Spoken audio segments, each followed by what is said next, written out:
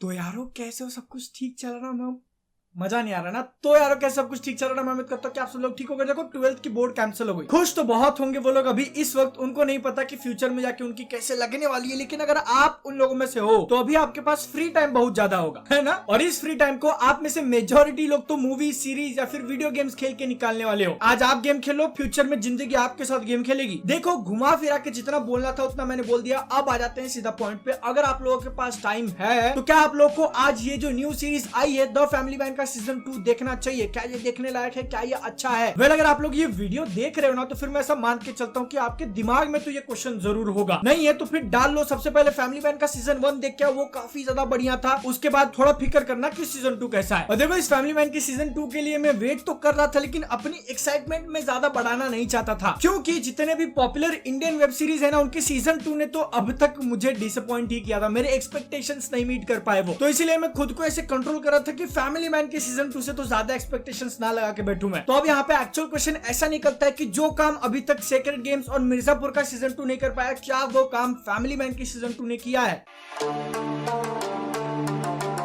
देखो family man का जो सीजन 1 आया था उसके अंदर कुछ स्ट्रॉन्ग पॉइंट्स ऐसे थे कि जो हमको एस्पेनाज थ्रिलर दिखाया है। श्रीकांत तिवारी कैसे अपना दिमाग लगा के जो टेररिस्ट हैं, जो थ्रेट्स हैं कंट्री को, उनको रोकता है, उनको खत्म करता है। लेकिन उसके साथ जो उन्होंने फैमिली वाला एंगल डाला था कि वो नेशनल ड्यूटी कर रहा है लेकिन अपने घर वालों को नहीं बता सकता, उसको टॉप सीक्रेट रहना है, जिसकी वजह से उसको क्या क्या प्रॉब्लम्स होती है। उसके अंदर का ह्यूमर, सस्पेंस वाले सीन देखने में काफी ज्यादा मजा आया था। और अगर आप लोग इस बारे में थोड़ा सोचने जाओगे तो फिर श्रीकांत तिवारी जो है ना वो बेसिकली एक सुपर हीरो है, फ्रेंडली नेबरहुड फैमिली वाला स्पाइडरमैन। उसको अपनी पहचान, अपना काम सीक्रेट रखना है, जिसकी वजह से फैमिली और उसके बीच में कभी कभी प्रॉब्लम्स हो जाती हैं। उसके काम का असर फैमिली के ऊपर पड़ता है लेकिन फिर भी वो अपनी ड्यूटी करता है। लेकिन है ना इस सेकंड सीजन के अंदर शो के मेकर्स ने वो जो फैमिली वाला एस्पेक्ट है उसके ऊपर थोड़ा ज्यादा फोकस किया है, जिसकी वजह से श्रीकांत तिवारी अपना काम छोड़ के फैमिली के ऊपर पूरा फोकस दे रहा है। कॉर्पोरेट जॉब कर रहा है, वो बॉस की गालियां सुन रहा है रोज। लेकिन भाई जब इंसान श्रीकांत तिवारी जैसा होना तो फिर वो अपने काम से कितना ज्यादा दूर रह पाएगा। और जब वो अपने असली जेम्स बॉन्ड वाले काम में उतरता है तो फिर उसके सामने इस सीजन के लिए विलन उतारा है राजी नाम के कैरेक्टर को। और इनका जो एडिशन हुआ है फैमिली मैन सीजन 2 के अंदर वो बहुत ज्यादा कड़क, क्योंकि देखो सीजन 2 के लिए जो राइटिंग किया है उन्होंने वो मुझे पर्सनली बहुत ज्यादा पसंद आया। नॉर्मल तरीके से अगर आप देखने जाओगे तो फिर श्रीकांत तिवारी हीरो है, राजी विलन, लेकिन चीजें इतनी भी ज्यादा ब्लैक एंड व्हाइट नहीं है। राजी के कैरेक्टर के लिए जो राइटिंग की गई है सिर्फ अगर आप उसको देखने जाओगे ना तो फिर वो अपने स्टोरी की खुद हीरो है,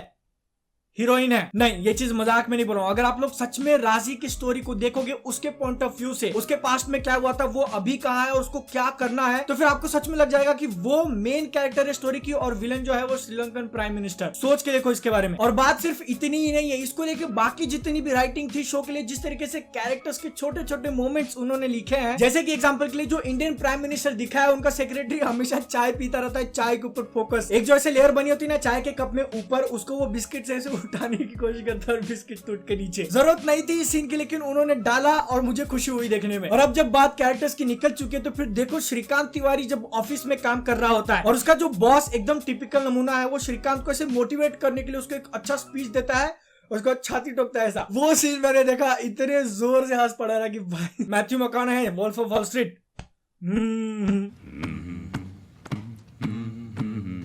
राज एंड डिकी जिन्होंने काफी अच्छी मूवी और सीरीज बनाई है, उनका जो ट्रेडमार्क स्टाइल ह्यूमर है ना उसका तो मैं फैन हूँ। एक्शन थ्रिलर सीक्रेट एजेंट वाली अपने देश को बचाना है, ऐसी मूवी सीरीज तो बहुत सारी देख ली है, लेकिन फैमिली के ऊपर फोकस करना और उसके वजह से जो छोटे मोटे नोक जोक होते हैं, जैसे बीवी के साथ झगड़ा हुआ है, जैकेट चाहिए, ढूंढ रहे हो, मिल नहीं रही है लेकिन पूछोगे नहीं। और यार मतलब बताओ ये जो फैमिली मैन वाला एस्पेक्ट है ना, अपना श्रीकांत तिवारी प्राइम मिनिस्टर से मिलने जाता है, इंडिया की प्राइम मिनिस्टर, और वहां पे वो प्राइम मिनिस्टर से हेल्प क्या मांग रहा होगा सोचो, इंटरेस्ट फ्री होम लोन। अगर आप लोगों ने कभी होम लोन लिया या फिर उसको भरने की कोशिश की तो फिर आपको पता है कि कितना ज्यादा दर्द होता है। सीजन 1 के अंदर बहुत सारे नेल बाइटिंग चेस सीक्वेंसेस थे और ठीक वैसा ही कुछ आपको इस सीजन के अंदर भी देखने मिल जाएगा। कई कई जगहों पे तो मेरे को ऐसा धक धक फील हो रहा था कि मेरे को लगा भाई मैं तो हार्ट अटैक से ही मर जाएगा। देखो जैसे स्ट्रक्चर में हमको सीजन 2 की स्टोरी दिखाई गई ना तो फिर उसके वजह से कोई बहुत ज्यादा बड़े शॉकिंग ट्विस्ट और एकदम ऐसे दिल हिला देने वाले सरप्राइजेस तो नहीं है, लेकिन हीरो और विलन के बीच में जो ये पकड़ा पकड़ी का खेल चलता है ना उसकी वजह से जो टेंस एकदम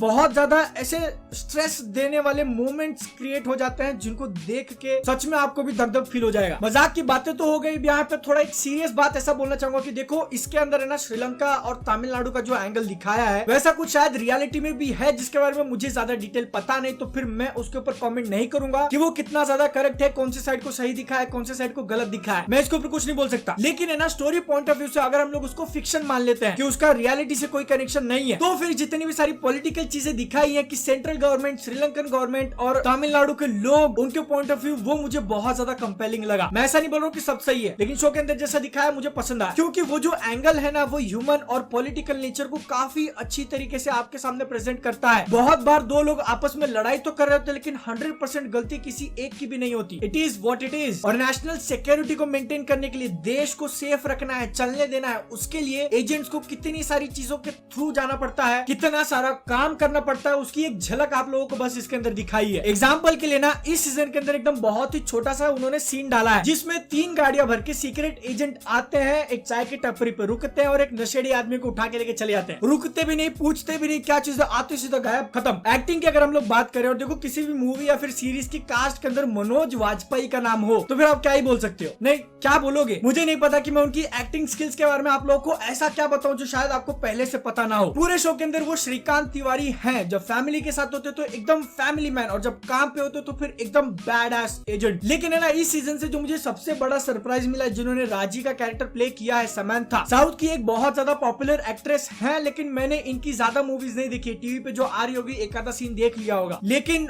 भाई बिलीव करो, इनका जो काम था इस मूवी के अंदर टेरिफिक। मुझे यहाँ पे खड़े होकर ताली बजाने का मन कर रहा है, लेकिन खड़ा हो गया तो फिर फ्रेम के बाहर चले जाऊंगा, इसलिए बैठ के बजा देता हूँ। नहीं, सीरियसली बहुत सारे सीन्स हैं इस सीजन के अंदर जहां पे उनको डायलॉग नहीं दिए गए, लेकिन आप उनको सिर्फ देख के समझ जाओगे कि चल क्या रहा है। जिस तरीके से उनके कैरेक्टर को इंट्रोड्यूस किया गया, जैसी राइटिंग की गई थी उनके लिए, वो भी बहुत ज्यादा जबरदस्त थी, और उसके ऊपर उनका परफॉर्मेंस आग लगाने वाला काम। सच बोलूं, मुझे बहुत ज्यादा खुशी हो रही है कि उनके कैरेक्टर के लिए ऐसी राइटिंग की गई और उन्होंने ये वाला रोल लिया करने को। फैमिली मैन शो के अंदर जेके नाम का जो कैरेक्टर है ना, उनके लिए एक डायलॉग बोला गया कि कॉकरोच है साला, हर सिचुएशन सर्वाइव कर लेता है, जो कि एकदम 100% ट्रू भी। अगर आप शो में देखोगे तो फिर आपको भी फील होगा कि भाई सच में कॉकरोच है, वो हर सिचुएशन सर्वाइव कर लेते हैं, जो कि बिल्कुल पॉसिबल नहीं होता अगर शारी भाषमी अपना काम उस तरीके से नहीं कर रहे होते। तो उनको और उनके फोन को लेकर जो एकदम छोटी छोटी बातों के ऊपर फोकस किया है, देख के भाई दिल खुश हो जाता है। म्यूजिक भी इस सीजन के अंदर काफी ज्यादा बढ़िया था, और जब कैमरा वर्क की बात कर रहा तो फिर आप लोग वो देख के ही समझ जाओगे, जितना ज्यादा टाइम, जितनी ज्यादा मेहनत उन्होंने 1 टेक्स लेने में निकाल दिए है ना, 3-3, 4-4, 5-5 मिनट तक चलते ही जाता है वो। मुझे पता है कि सारा का सारा उन्होंने 1 टेक में शूट नहीं किया था, बीच में कट जरूर डाले हैं, लेकिन उसको ट्राई करना और इस लेवल पे अचीव करना भी एक बहुत बड़ी बात है। कैमरा वर्क जो था इस सीजन के अंदर, वो किसी भी एक हॉलीवुड मूवी के लेवल से कम नहीं था, और इसी कैमरा वर्क के कारण जो हमको एक्शन दिखाया हैंड टू हैंड का, वो भी काफी अच्छी तरीके से आपको दिखता है और उसका इम्पैक्ट भी होता है। इस चीज को करने के लिए जो लोग हैं उनको पता होना चाहिए कि वो क्या काम कर रहे हैं, कैसे कर रहे हैं, और उनको पता था। तारीफ तो बहुत कर रहा हूं मैं इस शो की, लेकिन थोड़े बहुत प्रॉब्लम्स लगे मुझे। जैसे कि फर्स्ट सीजन के अंदर एक जो इनोसेंट सिविलियन मरा होता है, उसका रिकॉर्ड किया हुआ वीडियो जिसके अंदर श्रीकांत तिवारी दिख रहा है, उसकी गर्लफ्रेंड को मिल जाता है और वो वहां पे सीजन खत्म होता है ना, तो फिर ऐसा लग रहा था कि वो पॉइंट और ज्यादा वो लोग जाके आगे एक्सप्लोर करेंगे, लेकिन उतना ज्यादा किया नहीं। मुश्किल से 4 या 5 मिनट बस। इसके बाद है ना, इस सीजन के अंदर एक बहुत ही ज्यादा यंग कपल की लव स्टोरी दिखाई है, जिसको देखने के बाद मुझे ऐसा बहुत क्रिंज फील हो रहा था, पता नहीं क्यों, निब्बा निब्बी वाली फील आ रही थी। लेकिन है ना, मैं इस चीज को बहुत ही ज्यादा ऐसे पर्सनल पॉइंट ऑफ व्यू से बोल रहा हूँ, तभी जाके मैंने इसको नेगेटिव में रखा है, जो कि आप लोग बोल सकते हो कि शो का एक बहुत ज्यादा स्ट्रॉन्ग पॉइंट है। उन्होंने निब्बा निब्बी की लव स्टोरी को निब्बा निब्बी की लव स्टोरी जैसा दिखाया। और ना देखो, इस सीजन के अंदर थोड़ी जगहों पे मुझे डबिंग का इशू लगा, मतलब अभी तो मेरी वॉइस नॉर्मल आ रही है, लेकिन अगले डायलॉग में वॉइस का थोड़ा ऐसा अलग आवाज आ जाएगा। देखो, मुझे पर्सनली ऐसा लगता है कि अगर किसी शो का पहला सीजन बहुत ज्यादा पॉपुलर हो जाए, तो फिर बहुत सारे केसेस में उसके जो मेकर्स हैं वो ट्राई करते हैं कि इसको हम लोग जितना ज्यादा हो सके उतना खींच दे, और इसीलिए ना वो लोग उस सीजन के अंदर कुछ एक्स्ट्रा स्टोरी लाइन डाल देते ताकि रन टाइम बढ़ जाए, या फिर स्टोरी को प्रॉपर तरीके से खत्म नहीं करते, क्लिफ हैंगर पे अटका देंगे। आगे की स्टोरी देखनी है तीसरे सीजन में देखना, उसका आगे की स्टोरी देखनी है चौथे सीजन में देखना। लेकिन ये जो बात है ना, वो फैमिली मैन सीजन 2 के अंदर तो नहीं की गई, जो कि मुझे बहुत ज्यादा पसंद आया। सीजन नंबर 1 के एंड में जितने भी सारे क्वेश्चंस बाकी थे, उनके आंसर्स हमको सीजन 2 के अंदर मिल जाते हैं, और जो न्यू स्टोरी लाइन उन्होंने इंट्रोड्यूस की है, उसका भी कंक्लूजन इसी सीजन के अंदर हो जाता है, जिसके लिए मैं दिल से आभारी हूँ। और है ना, ये सारी बात के ऊपर एक बोनस पॉइंट ऐसा है कि सीजन 3 के लिए जो उन्होंने टीज किया है, और भी ज्यादा बढ़िया, क्योंकि अगर आप लोग इंडियन जियोपॉलिटिक्स के ऊपर फोकस करते हो ना, कि इंडिया और उसके आसपास कंट्रीज में क्या चल रहा है, तो फिर ना ये जो सीजन 3 को लेकर उन्होंने टीजर दिया है, वो आपको खुश बहुत ज्यादा कर देगा। पहले सीजन में कश्मीर और पाकिस्तान का एंगल, दूसरे सीजन में तमिलनाडु और श्रीलंका का एंगल, तीसरे सीजन में फिर क्या होगा गेस कर लो। अगर आप लोगों को न्यूज वगैरह देखने का शौक है और पता है कि इंडिया का मैप कैसा दिखता है, आसपास कौन सी कंट्रीज है, तो फिर आप लोग गेस कर लोगे। देखो यहाँ पे ना सीजन 2 का कंक्लूजन देने से पहले मैं Amazon प्राइम वीडियो पे एक छोटा सा थैंक यू बोलना चाहूंगा। नहीं रुको, ये पेड वीडियो नहीं है। जिस बात को प्रूफ करने के लिए अभी तो मेरे सामने एक ही रास्ता निकल रहा है, फक Amazon प्राइम वीडियो। मैंने गाली दे दी। अगर ये पेड वीडियो होता तो फिर वो लोग गाली बिल्कुल बर्दाश्त नहीं करते। अब जो मैं एक्चुअल पॉइंट बोल रहा था ना कि देखो Amazon ने अनाउंस किया था कि वो लोग 4 तारीख को रिलीज करेंगे फैमिली मैन, लेकिन है ना एकदम बहुत बड़ा और टॉप सीक्रेट है कि Amazon जब भी कोई न्यू मूवी या फिर सीरीज लॉन्च करता है तो वो रात के 12 बजे नहीं करता, एक दिन पहले रात के 8 बजे कर देता है। तो हाँ, फैमिली मैन का सीजन 2 3 जनवरी को रात के 8 बजे ही आ गया था अवेलेबल सबके लिए। और इस चीज को लेकर मैं थैंक यू क्यों बोलना चाहता हूँ, क्योंकि ये जो है ना मतलब हमारे जैसे रिव्यूअर्स की लाइफ बहुत आसान कर देता है। देर रात तक जागना नहीं पड़ता, एक दिन पहले थोड़े एपिसोड देख लो, सुबह उठने के बाद थोड़े देख लो और वीडियो भी टाइम पे आ जाती है। अब इस वीडियो की फाइनल बात की है, जो फैमिली मैन का सीजन 2 आया है क्या वो अच्छा है? हाँ। क्या उसको देखना चाहिए? हाँ। अगर आप लोगों ने अभी तो कुछ भी नहीं देखा फैमिली मैन का तो देख लो, दोनों ही सीजन एकदम काफी ज्यादा कड़ा, देखने में मजा आएगा, फुल एकदम टाइम पास। मेरी तरफ से रिकमेंडेड, दिल खोल के। मैं तो सेटिस्फाइड हूँ। आप लोगों का क्या हाल है नीचे कमेंट सेक्शन में बता दो। मैं कौन सा शो देख रहा हूँ, कब उसके ऊपर वीडियो बना रहा हूँ, इस चैनल के सारे बिहाइंड द सीन्स वगैरह मैं इंस्टाग्राम पे दे देता हूँ। वहाँ पे 50,000 फॉलोअर्स कंप्लीट हो चुके, तो फिर मैं एकदम स्पेशल लाइव स्ट्रीम भी करने वाला हूँ। आप लोग भी अगर ज्वाइन होना चाहते हो तो फिर फॉलो कर लेना। बाकी मैं मिलता हूँ नेक्स्ट वीडियो में। जय हिंद, वंदे मातरम।